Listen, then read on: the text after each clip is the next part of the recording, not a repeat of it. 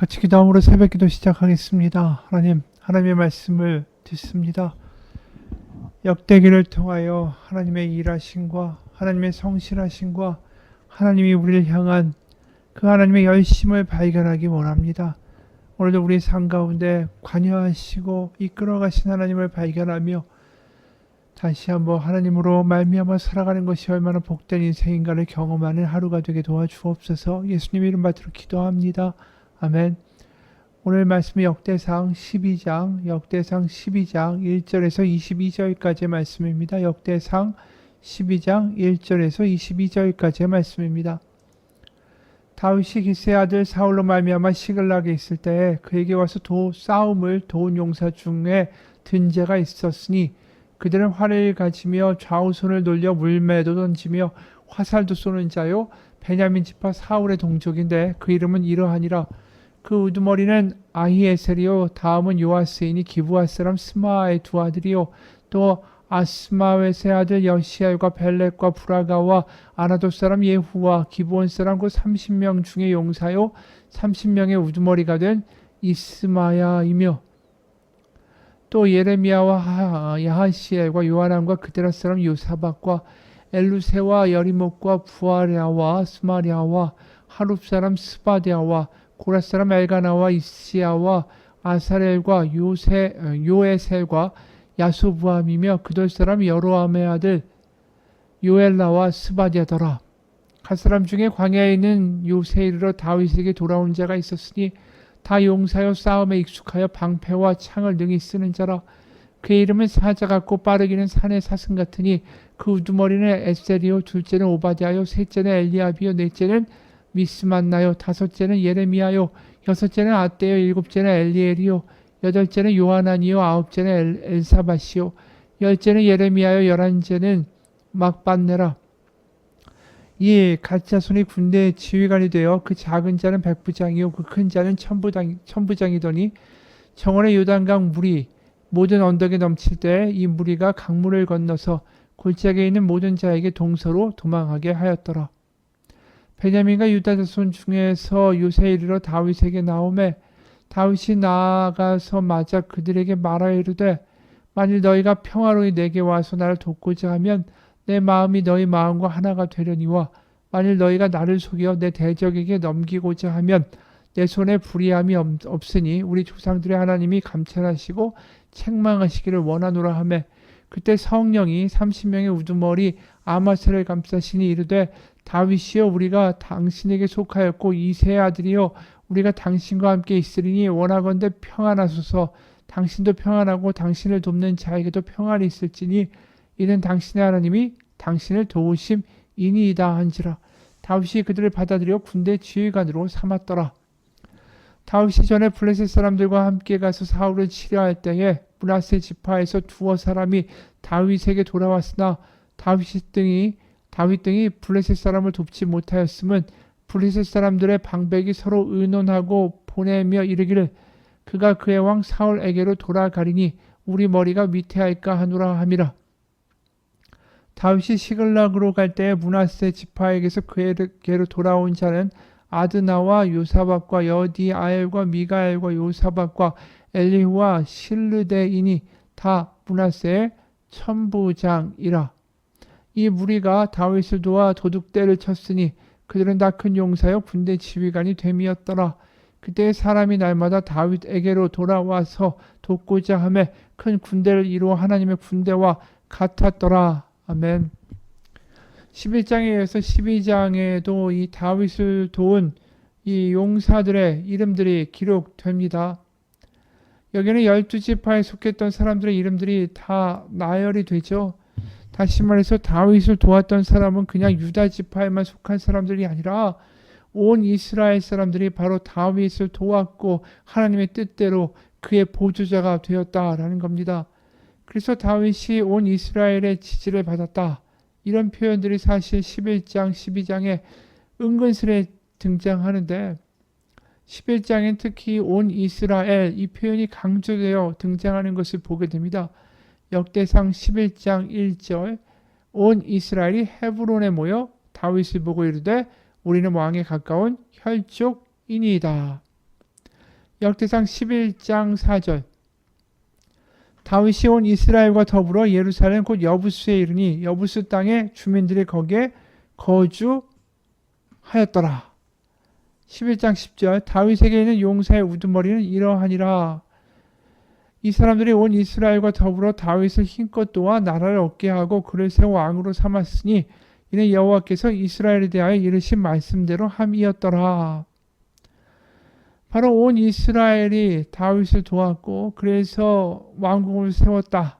그리고 그 이전에도 12지파가 다윗을 도와 하나님의 뜻을 계속 이어나갔더라. 이렇게 말하고 있다라는 거죠. 지금 역대기의 이 기록자에게는 이것이 굉장히 의미심장한 사건이기도 한 겁니다. 이들이 포로에서 지금 예루살렘으로 돌아와서 성전을 건축하고자 할 때 정말 어려운 상황 아닙니까? 포로로 들어오니까 경제적으로 뭔가 윤택한 삶도 아니죠. 어렵습니다. 게다가 이 멸망한 나라의 수도 아닙니까? 이 예루살렘에 뭐가 남아 있겠어요? 기술자가 있겠습니까? 재력이 있겠습니까? 그러니까 이 어려운 상황 가운데 온 이스라엘이 힘을 다해서 정말 최선을 다해야만 이 성전을 재건할 수 있는 그런 상황 아닙니까? 그런데 지금 다윗 왕국을 세워가는데 온 이스라엘이 한 힘이 되어 한 마음이 되어 이 일을 이루어 갔다라는 거예요. 특히 오늘 본문을 보게 되면 다윗이 왕국을 세워나갈 때 얼마나 힘들었는지 몰라요. 사울에게 쫓기고 죽임을 당할 위기에 처하고 그럴 때 온 이스라엘이 힘이 되어 주어서 그 일을 이루어낸 거죠. 그래서 지금 다시 한번 다윗의 영광을 회복해야 되는 나라를 세워갈 때에 온 이스라엘이 한 마음이 돼야 된다는 거예요. 쉽지 않은 상황인 거 압니다. 하지만 다시 재건해 나가야 되는 거죠. 그래서 실제로 느헤미야서를 보게 되면 이런 이야기도 나옵니다. 성벽을 재건하는데 느헤미야 3장을 보면 이런 대목이 나와요. 1절부터 3절이에요. 그때 대제사장 엘리야십이 그의 형제 제사장들과 함께 일어나 양문을 건축하여 성별하고 문짝을 달고 또 성벽을 건축하여 한메아 망대에서부터 하나넬 망대까지 성별하였고 그 다음은 여리고 사람들이 건축하였고 또 그 다음은 이므리의 아들 삭불이 건축하였으며 어무는 하스나의 자손들이 건축하여 그 들보를 얹고 문짝을 달고 자물쇠와 빗장을 갖추었고 그러면서 정말 여러 가문들이 이 일에 합세하였다. 하나가 되어 하였다라는 그 명단들이 느헤미야 3장에 계속 나옵니다. 그래서 한 마음으로 이 일을 하였다라는 것 자체를 강조하고 있는 거죠. 그래서 오늘 명단을 보게 되면 특히 다윗이 어려울 때 하나가 되었던 사람들의 이름들을 세세하게 기록을 하는데 1절에 보면 다윗이 기스의 아들 사울로 말미암아 시글락에 숨어 있을 때 그에게 와서 싸움을 도운 용사 중에 든 자가 있었으니 이렇게 이야기를 합니다. 바로 다윗이 어려울 때 하나가 돼서 그를 지켜주고 도와주었던 믿음의 동지들이었다라는 겁니다. 특히 여기에 보면 시글락에 숨어 있을 때 이 시글락이라는 단어가 주는 깊은 뜻이 있어요. 사무엘상 27장을 보면은 이 다윗이 사울에게 쫓겨가지고 더 이상 도망갈 데가 없으니까 자신의 아주 적대자였던 블레셋 그쪽으로 망명을 합니다. 이 블레셋 중에 유명한 사람의 이름이 골리앗 아닙니까? 그럴 때 이 블레셋 왕 아기스는 다윗을 받아들이면서 야, 이 나를 대적하던 용맹한 장수 다윗마저 내 휘하에 들어오는구나 하면서 득이양양하면서 시글락에 다윗과 그의 부대들이 거주할 수 있도록 해줍니다.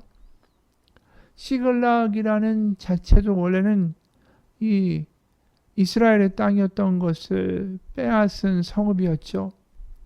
그래서 다윗과 600명의 용사들이 거기서 가족들과 함께 1년 이상을 거주하게 됩니다.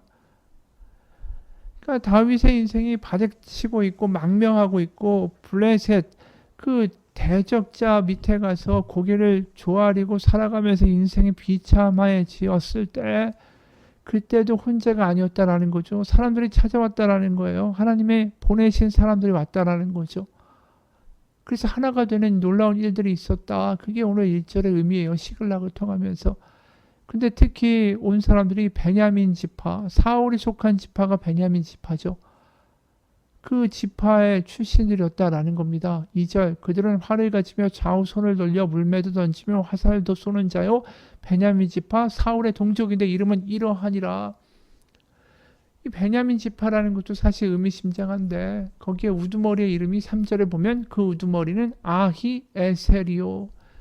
근데 또 때마침 이 아히에셀이라는 이름이 무슨 뜻이냐면 내 형제는 나의 도움이다 라는 뜻이에요.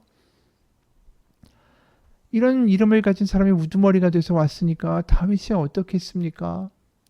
다윗이 느끼는 거예요. 나 혼자가 아니구나. 나 이렇게 망하고 죽어나가지 않겠구나. 하나님이 계속해서 이 사람들을 보내시면서 다윗에게 메시지를 주시는 거죠. 도움이 있다. 또 혼자가 아니다라고. 오늘날 교회도 마찬가지예요. 우리가 하나님의 나라를 위해서 싸워가지 않습니까? 하나님 나라의 시민으로 백성으로 이 땅을 살아갈 때 우리도 이 싸움을 하는데 절대 혼자가 아니에요. 바닥에 떨어져 있고 하나님 정말 나를 버리십니까 하는 순간에서도 하나님은 우리를 혼자 두시지 않습니다. 그게 다윗을 혼자 두시지 않는 하나님의 이야기고 그게 다윗과 600용사라면 오늘날 우리 가운데는 참다운 신앙 공동체 교회가 있는 겁니다. 우리 곁에 분명히 우리를 위로할 누군가를 보내시고 중보할 수 있는 기도자를 보내시고 그게 다윗이 왕국을 이루어가고 하나님의 나라를 세워가는 방식이듯이 그게 지금 신앙 공동체를 세워가신 하나님의 방식이기도 한 겁니다. 그리고 8절엔 또 이렇게 시작하죠. 갓사람 중에서 광야에 있는 요새에 이르러 다윗에게 돌아온 자가 있었으니 다 용사요 싸움에 익숙하여 방패와 창을 등이 쓰는 자라. 그의 얼굴은 사자 같고 빠르기는 산의 사슴 같다. 여기도 광야에 있을 때 찾아왔다라는 거예요.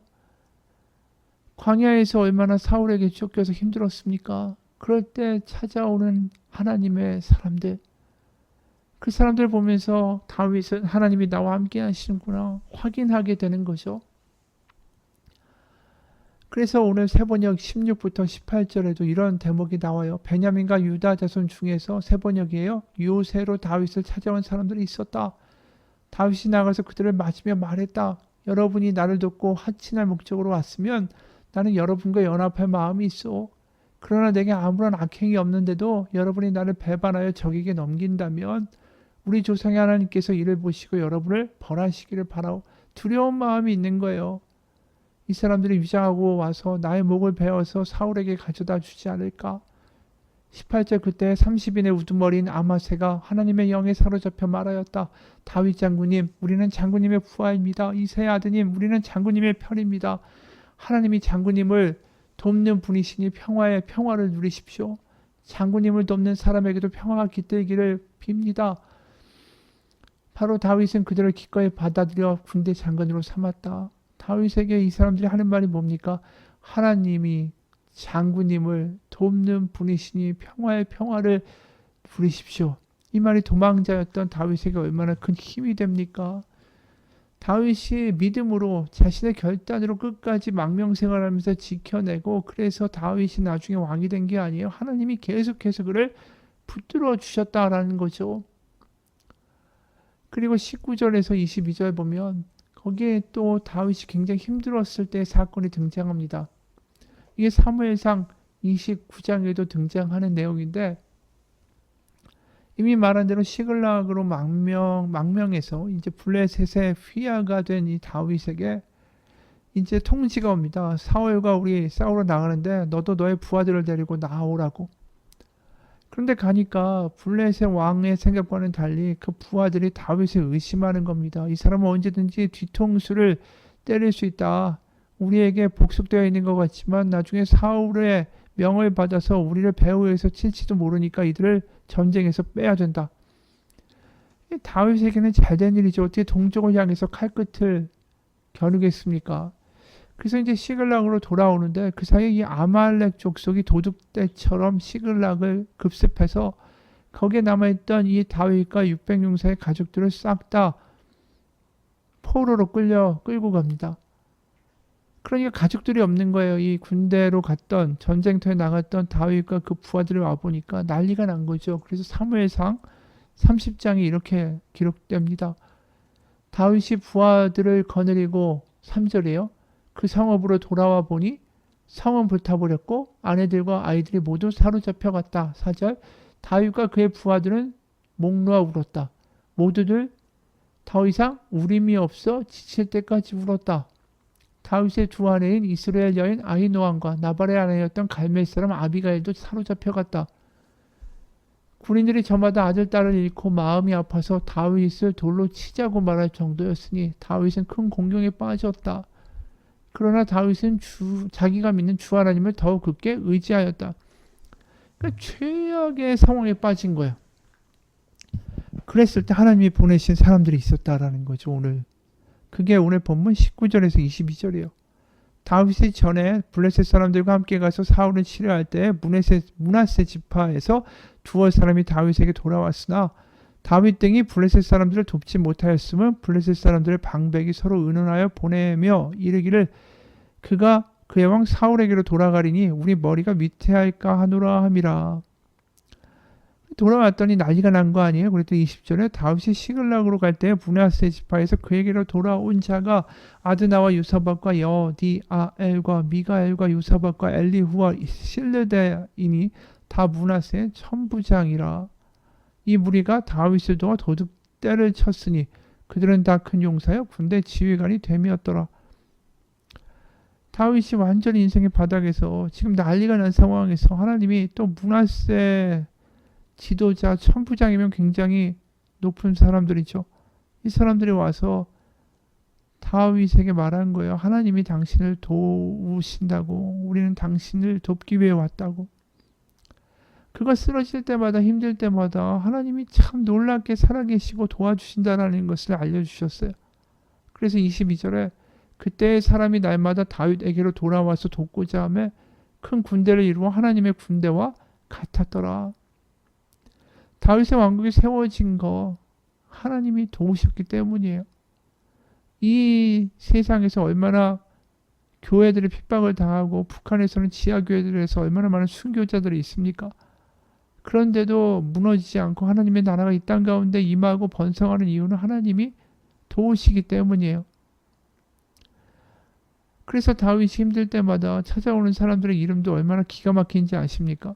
아히에셀, 아사렐, 에셀, 다 이게 무슨 뜻이냐면 돕는다라는 뜻이 들어간 이름들이에요.